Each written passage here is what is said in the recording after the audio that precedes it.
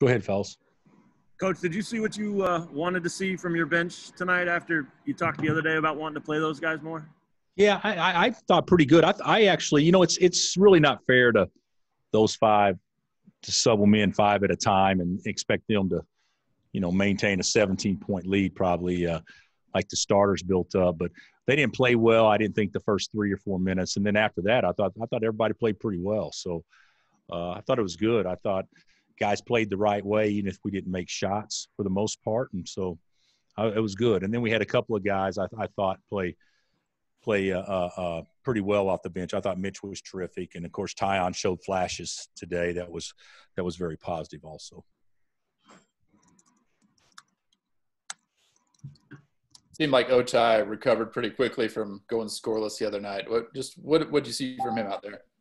Well, he was aggressive. He looked great. I really felt like he would. He's a good player, and he's played so well. Just labored the other day a little bit, but he's aggressive, and his stroke looked great. Looked like a pro jumping up and shooting it. So we need to keep. He's not going to go 4-6 every game from the yawn, but we need to keep him aggressive like that. Does it help that he was on the offensive glass a little bit too? Oh, absolutely. We didn't send him to the offensive glass much against Creighton. We were sending 2 back. So most of the time we sent Jalen and Christian. But today he showed that he can go steal us a basket or 2 when he goes. What did you make of the energy that Mitch gave you, particularly in the first half? I thought it was great.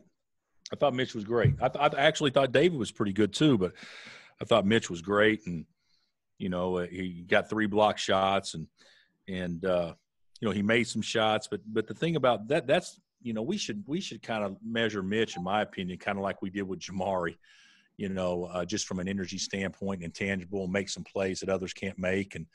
And if he scores, great. If he doesn't score, big deal, because he can still help us win games, with his activity level.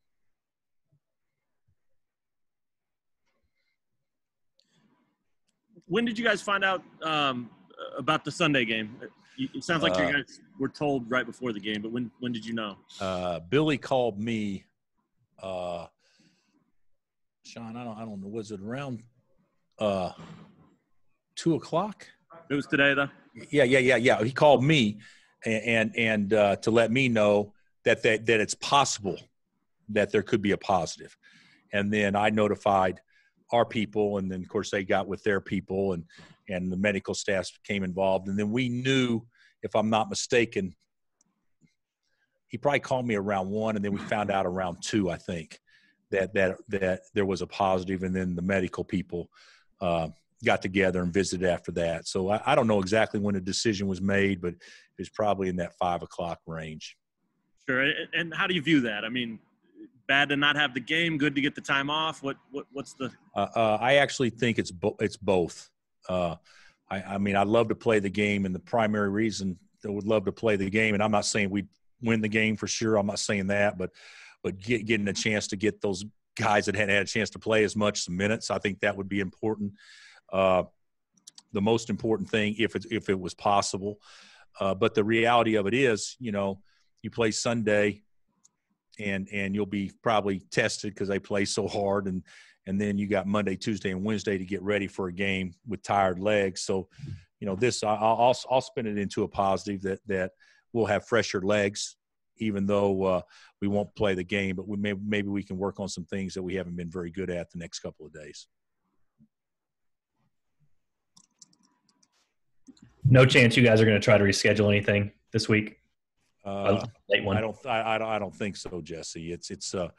It's harder than what you think. Like if we just say let's play a Division II, or let's do this and that. Well, they still can't play unless they followed our testing protocol that the Big 12 has, and so and that's 3 times a week on non-consecutive days, and maybe there's some out there that have, but I don't think that's the direction we want to go right now.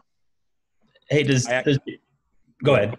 No, go ahead. Does Jalen's emergence as a scorer, does that help Mitch, because maybe you don't need as much scoring from that spot? You can kind of have more intangibles at that 5 spot? I don't think so. I don't think so at all. Jalen, like today, he never played the 5. We didn't play small much, and when we did, he wasn't in the game. So, as a 4-man, Jalen's scoring, does it help Mitch? And the answer would be, I think Mitch would be the same regardless if Jalen or whoever was scoring or not. He's got a role, and he should take what they give us or give him, but play with that energy level more than anything else. But Mitch has shot the ball really well in practice. It was nice to see him step away from the basket and make a shot or two. Hey, you mentioned David a little bit ago. I just kind of wanted to ask, big picture, when it comes to maybe him playing at the level you think he can consistently, do you think it's going to be more of like a switch flipping for him, or will it be kind of gradual improvement kind of in that direction? I don't know. I mean, God, I don't have I don't have a crystal ball, but I would think that it will be very easy for him to make some dramatic improvements in a short amount of time. But regardless of how well he plays, I hope he continues to improve and gradually improves each week till the end of the season. So to answer your question, I hope it's both. I hope there's something that which he shows flashes of it the last 2 games without question, but that maybe kind of grab it to and kind of have something that he can rely on, kind of like I guess a guy that's struggling with his driver, but he can keep a 3-wood in play until he kind of figures it out, and I think he can help us win games and help our team be better regardless. But when it falls into place for him, I think they'll see some good things immediately. Hey, Coach, this is Karen. How are you? Hi, Karen. How are you doing? Good. Hey, 7 games into the season, would you say, especially in a game like this, your team now has an identity, where, you got to be shooting the long ball, kind of people's roles? Do you kind of feel this team is forming it, has it, doesn't? I don't think so yet. I think we're closer I think that's probably what you're asking. We're closer to developing an identity and how we want to play and who we are and where the shots should come from and things like that. I don't know how you guys felt. There were some great possessions where we made some extra passes and got the ball exactly where we want to go, and we came up empty. So I saw even on the way that those starters played to start the game, even when we missed, we ran it just the way we want to do it. So I think there's some things offensively that we haven't got an identity yet, but we're getting closer. And defensively, I still think we play in spurts. I think we can be pretty good defensively when we're turned up and when we know we have to guard in order to win. I don't think we are quite as turned up tonight as what we should be. Thank you, sir. What did you think about the way that Marcus played tonight? He's great. He's great.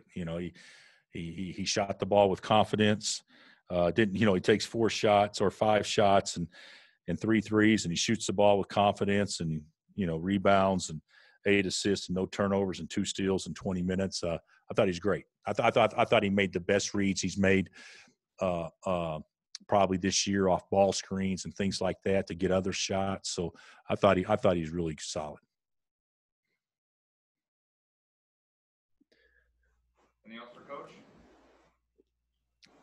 All right. Thanks, guys. All right, guys. Have a good one.